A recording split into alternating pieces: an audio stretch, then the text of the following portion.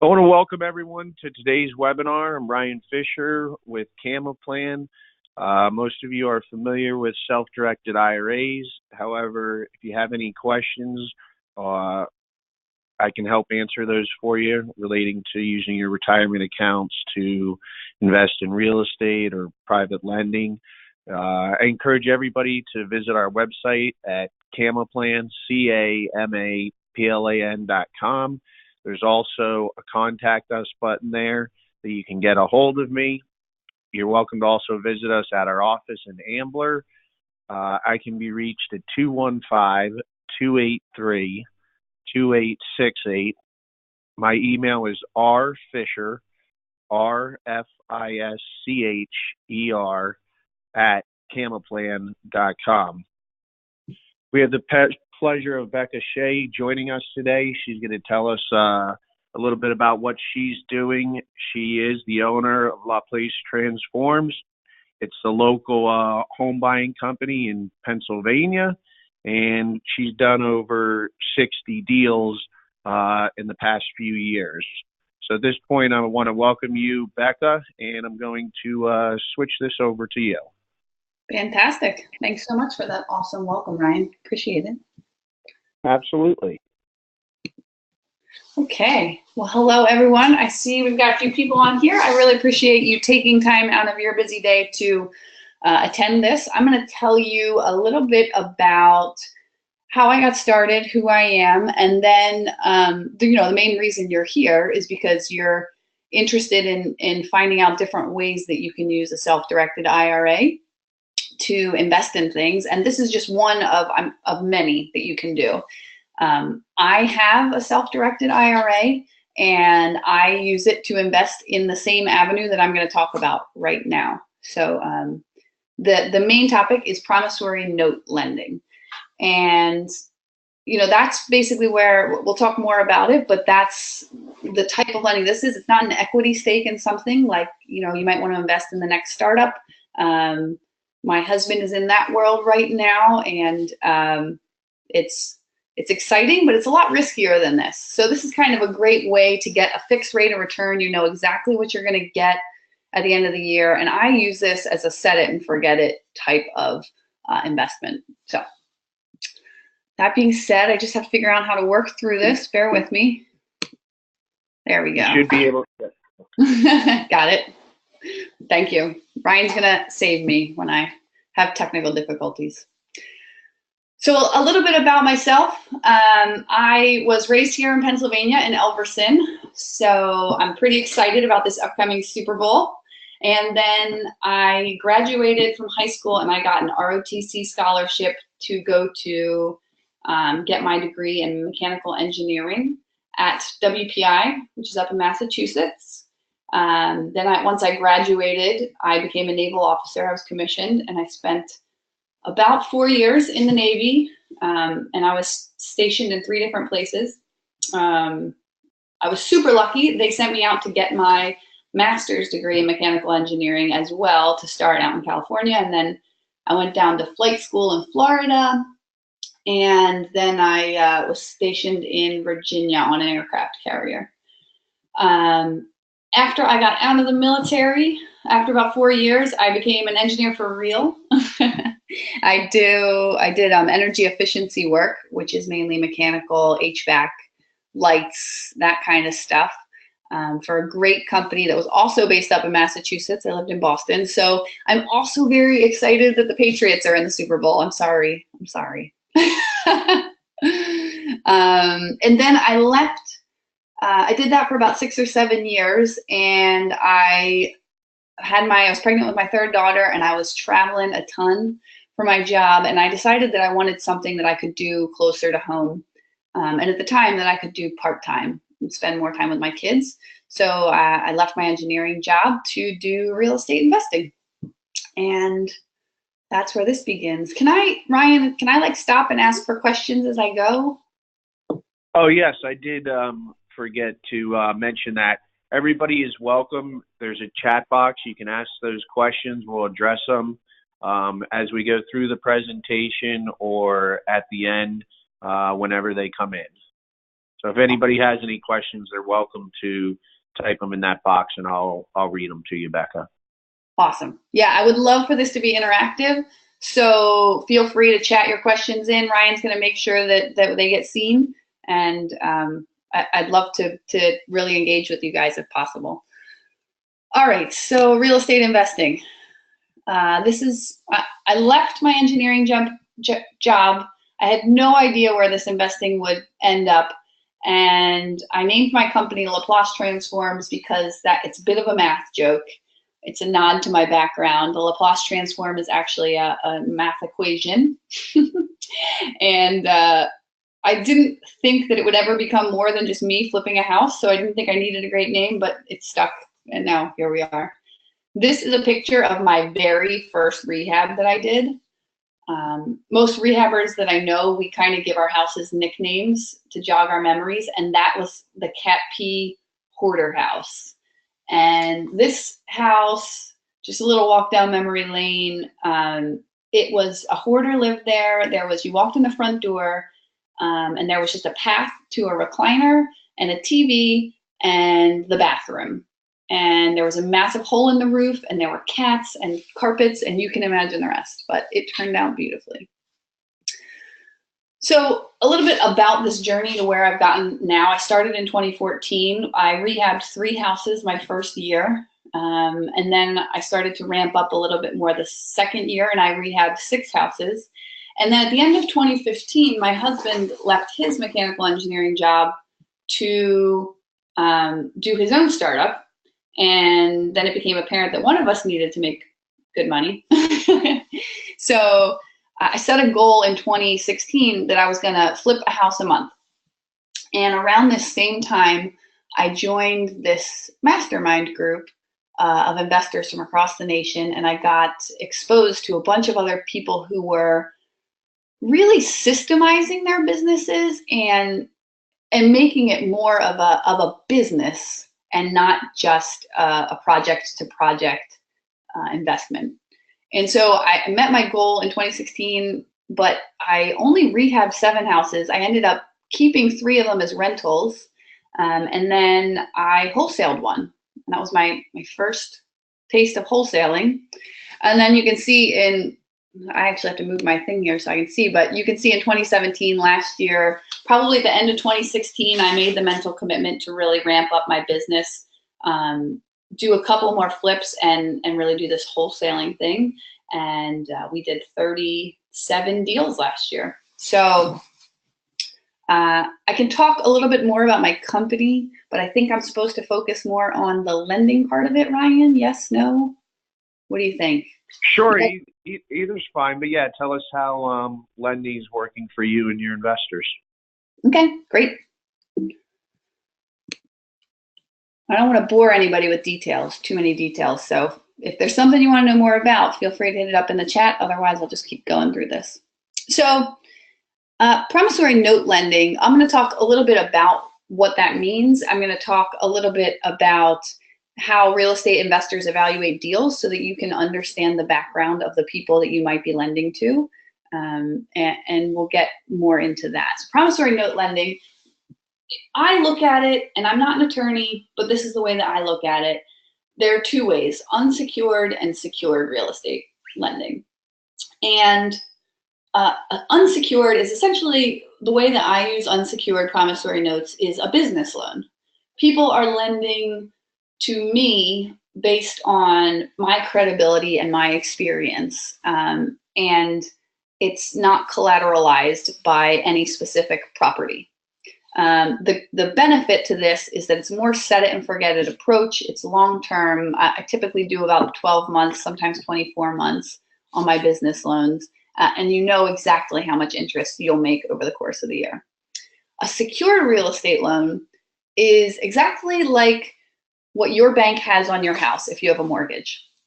So it's tied exactly to one property, and I'm going to talk specifically to rehabbing here. The way that works is when I get a property, I'll go out and I'll evaluate it, and I'll say, just really roughly, I can sell this for $200,000. Once it's fixed up, it probably needs about 40 grand worth of work to get it to that point, I'm going to offer $100,000 for it. So all in, my purchase price is $100,000 plus $40,000 in rehabs. So I'll go to people who've shown interest in lending and I'll say, hey, here's the deal. I'm looking for $140,000 for this project. We're going to buy it next week.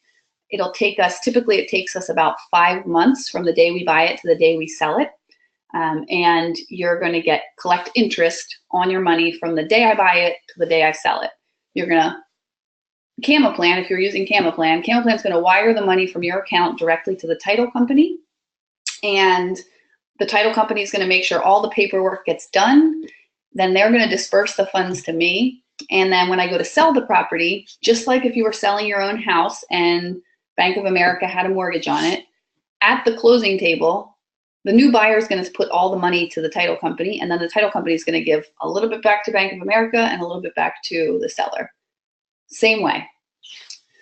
Long-term lending is, that usually takes about 5 months, but long-term lending, I have some lenders who maybe they know they're not going to touch their retirement accounts for 20 years or 30 years.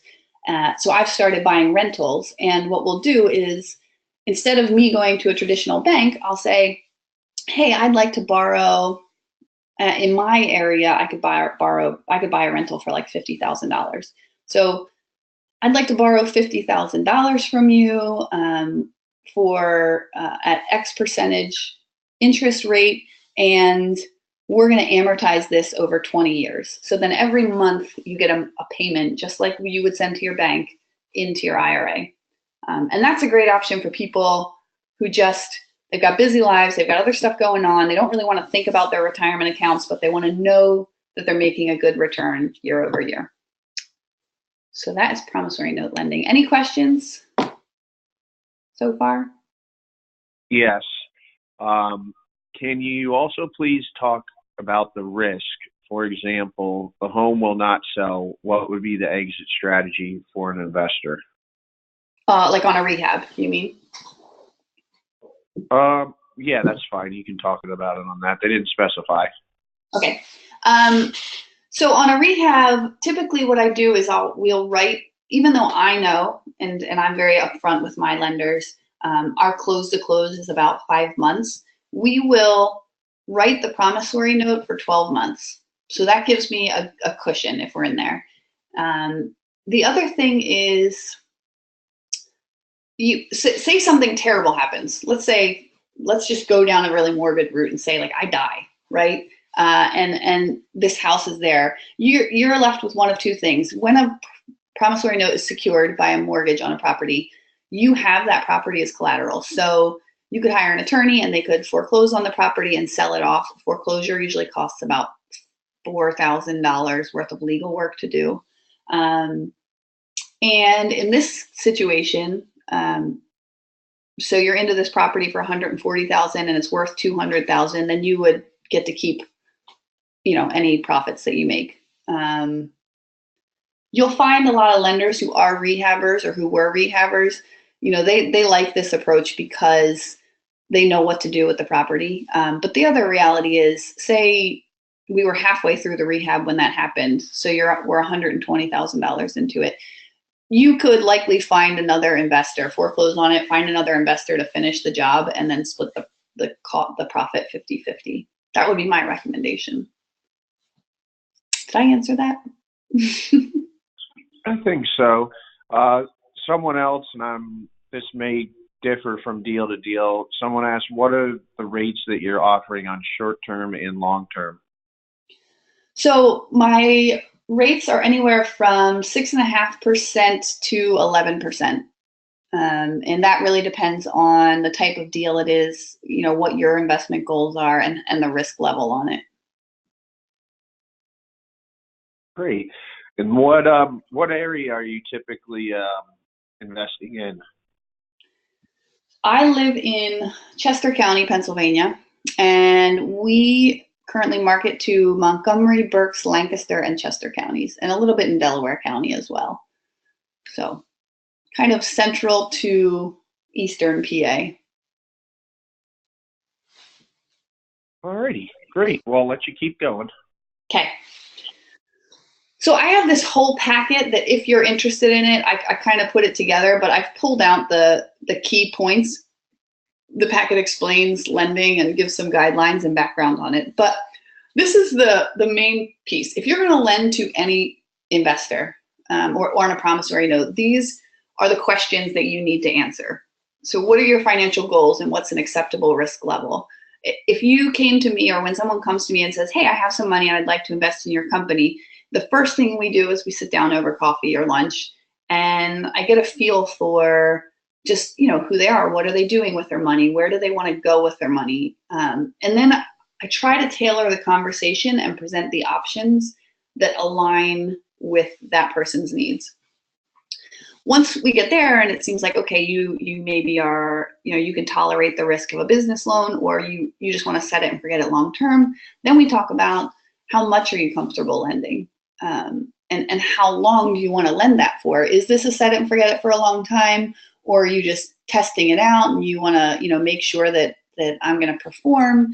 We'll do maybe 6 months. And then the next question somebody already asked, how much interest is your money going to make? I always write my interest in APR, so it compounds annually. And then how often will that be paid? Some of my lenders want their money every month, some want it quarterly, some just want it all back at the end. And a lot of times that'll play into what their tax strategies are. I should say, with an IRA, that's not something you have to be concerned about. So, any questions now, Ryan? I'll just stop after every slide before I go on. Yeah, hold on here. Oops, click this one. In a long-term note, the plan is to get 20 years of interest, but what if they want to sell the home after, say, 10 years? Is there a due on the sale clause? Yes. Yep. If it's secured with a mortgage, then the mortgage has to be paid off before the title can transfer. Okay, great. That's all for now. Okay. So I wanted to talk a little bit, say you're on this call because you know a real estate investor and they've come up to you and said, hey, you want to lend me some money? There's a bunch of different ways that you can invest in real estate, and this is really only scratching the surface, but these I feel like are the main ways that people get into real estate investing. And I wanted to take a minute to kind of educate you on how we do what we do, because the more knowledge you have, the smarter you can be with your money. So rehabs are how I started. And when I evaluate a deal, I use something called the Mayo rule. It's also called the 70% rule. And that is, first I run my comps. What's it going to be worth when it's fixed up? Not what is it worth today, but what's it going to be worth at the end when I put my new kitchens and roof and flooring in it.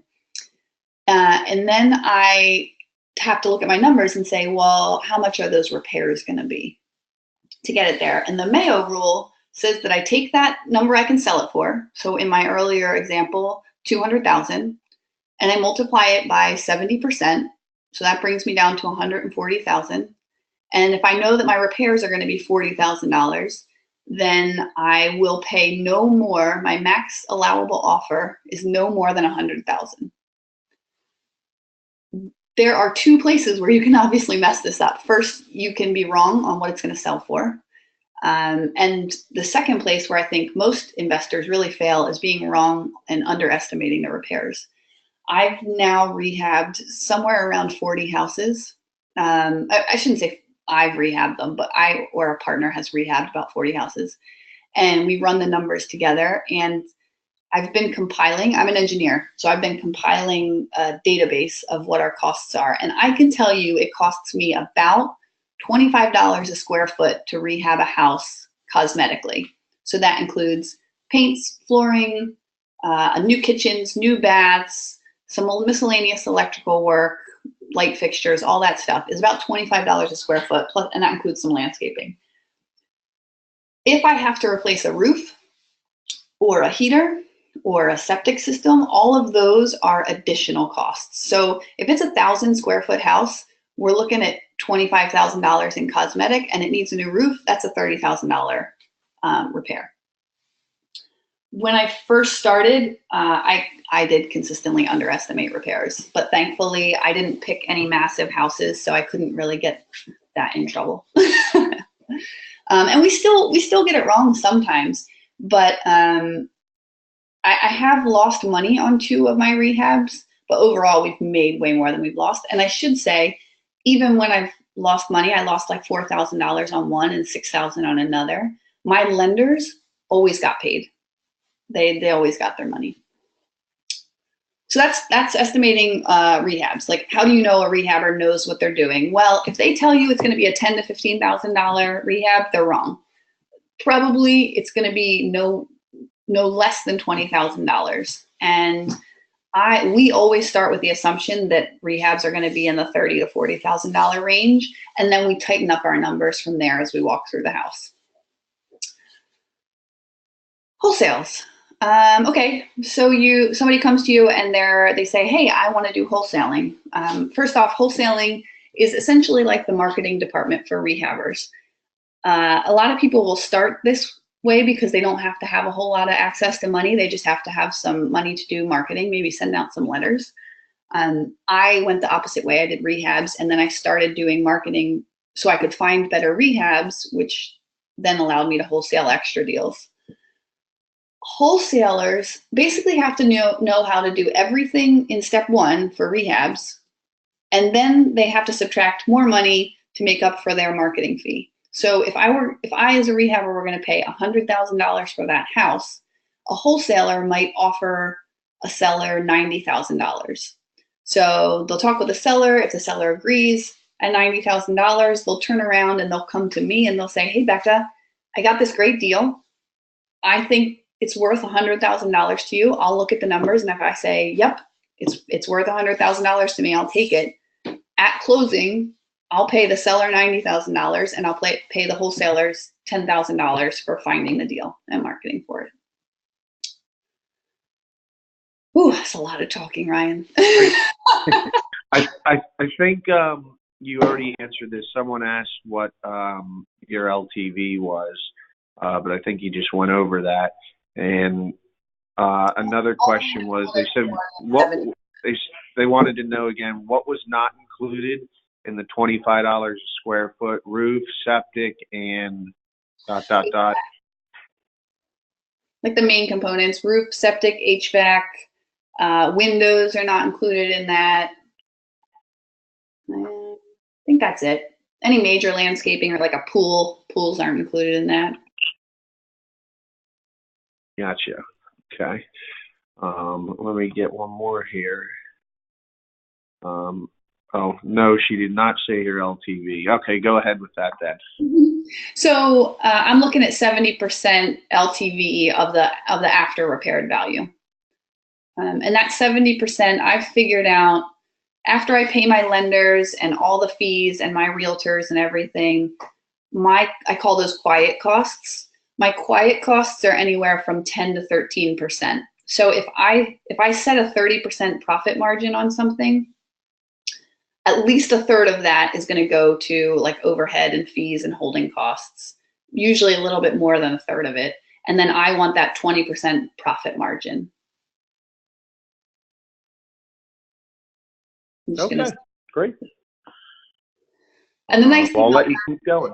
Allows for if we have rehab overruns, or if I was off on the retail price by a little bit, it builds that cushion in.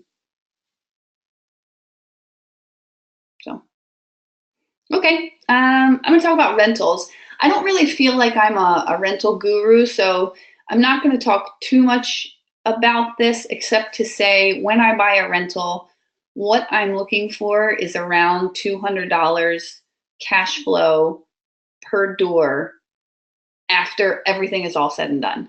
So if I have a place that's going to rent for $1,000 a month, and then I take off and let's say I mortgage the entire purchase amount, $50,000 or whatever.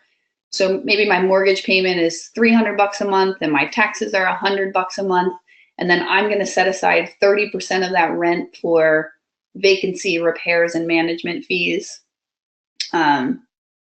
I want at the end of the day to be cash flowing $200. So that's my personal way of analyzing rentals. There's a ton of great calculators out there. In fact, Bigger Pockets has some really phenomenal calculators for rentals, but that's basically what I look at. And then private money lending, PML. I have noticed there's kind of a hierarchy in real estate investing. If you have zero money and you want to get started, you usually start in wholesaling. And then as you build up some cash, you'll go into either rehabs or rentals. And then eventually, as your cash flow gets to be good and you're solid and you have some money in the bank, you look to get rid of some of the headaches of rentals and rehabs, and you start lending your money out. And in fact, I have probably about 200,000 in self-directed IRAs that I lend out now, and it is nice just not having to deal with the stress and anxiety that go along with rehabs. But someday that'll just be me. All right. We're coming to the end of the project of my presentation here. I figured I'd put in some before and afters. Those are what people always love. These are actually our most recent rehab that we sold. These are all the same house. It's in a town called Phoenixville, great school district, great town.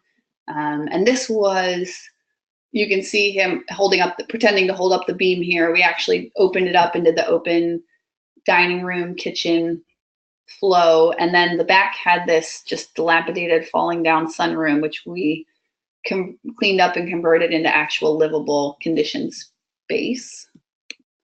So that was one. And then here's some before and afters, kind of running the whole gamut. On the far left is what I would call a light rehab, just do less. And that's something that you really will struggle with if you decide to do rehabs yourself, is how do you know when you're doing too much work and how do you know when you're doing not enough? So this house on the left was going to be in the first time home buyer price point in Berks County, around 160, 170. Nice rancher, 3 bedrooms, 2 baths. And they're really just, it didn't need to have granite countertops and high-end everything. And so we took the approach of how can we give them a good product, but without overdoing it. So we reglazed the cabinets white, put an island in there, did butcher block countertop, tiled the backsplash. The flooring is actually a luxury vinyl tile product that looks like stone. And this one sold immediately, and it turned out beautiful. So that, I felt like that was a good testament to the fact of, you don't need to go overboard every time. The house in the middle was actually an 1800 farmhouse that we bought, had been in the family for generations. And this has probably been my favorite project we ever did. We only made, I don't know, $5,000, and that was by the skin of our teeth, because old farmhouses are full of surprises. But I just felt so amazing being able to restore this charming, charming place to how gorgeous it is.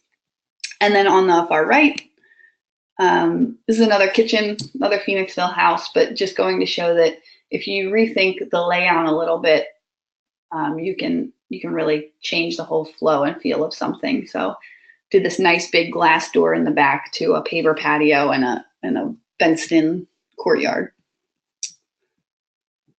That is all the stuff I have.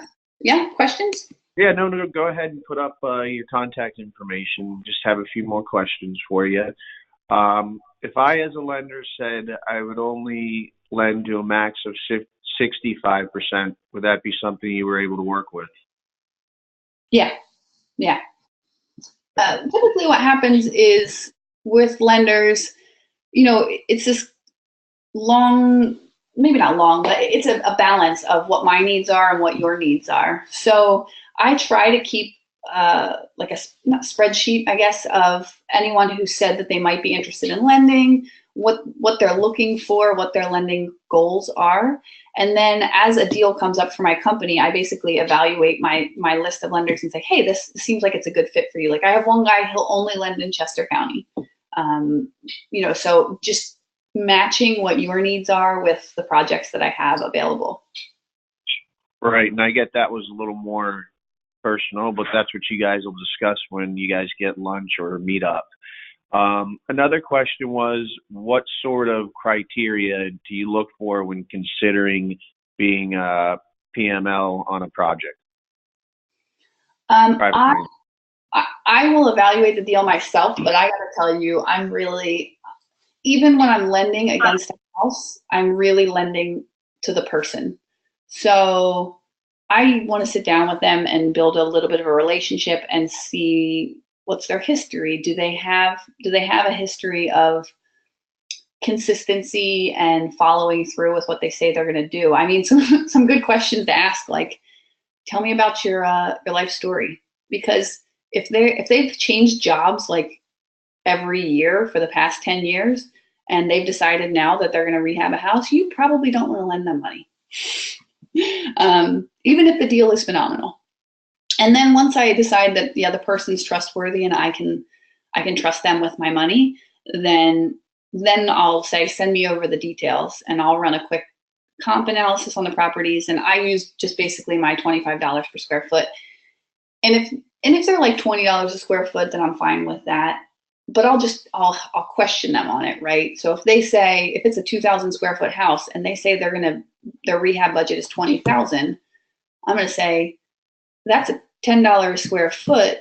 What are you doing? I mean, that's basically enough to paint it inside and out and maybe do carpets. And if the house was built in 2000, then sure, you might get away with that. But if it's older, so that's how I roll. Gotcha, understood. Another question, do you put some of your own funds in the deal?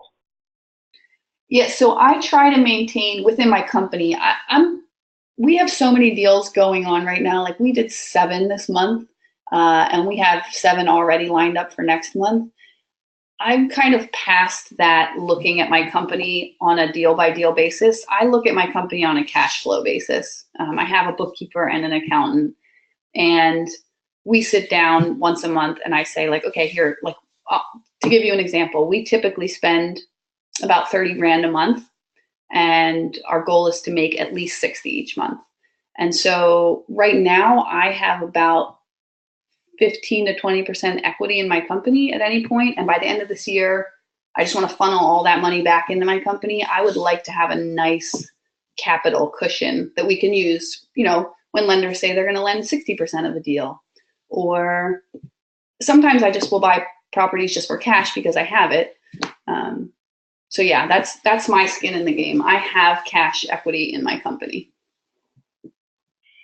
I'm going to ask you a question myself. Does someone need to be an accredited investor to invest with you?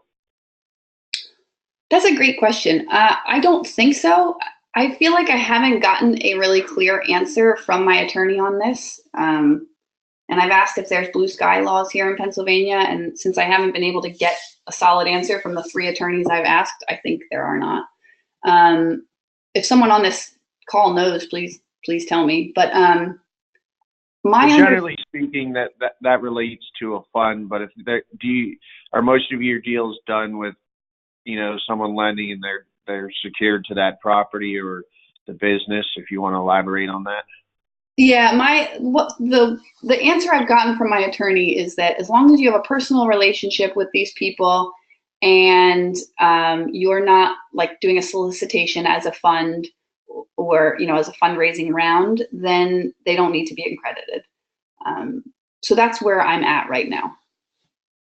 Okay, great. I can tell you that a lot of my lenders are not accredited. So awesome. Well, we're out of time here today, but I encourage anybody, if this looks like something you'd be interested in, Beka's information's on the screen. Please feel free to reach out to her. Anybody who needs help using their retirement account to get into real estate or lending, please reach out to me. Again, I can be reached at 215-283-2868. I want to thank everybody for taking their time to be with us today, and you as well, Beka. I appreciate the education on what you have going on. Yeah, I hope it was useful. I always feel like either I'm talking too much or I missed something really pertinent. So I hope that wasn't the case here. Okay, great.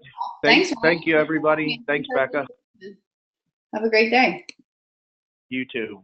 Bye-bye.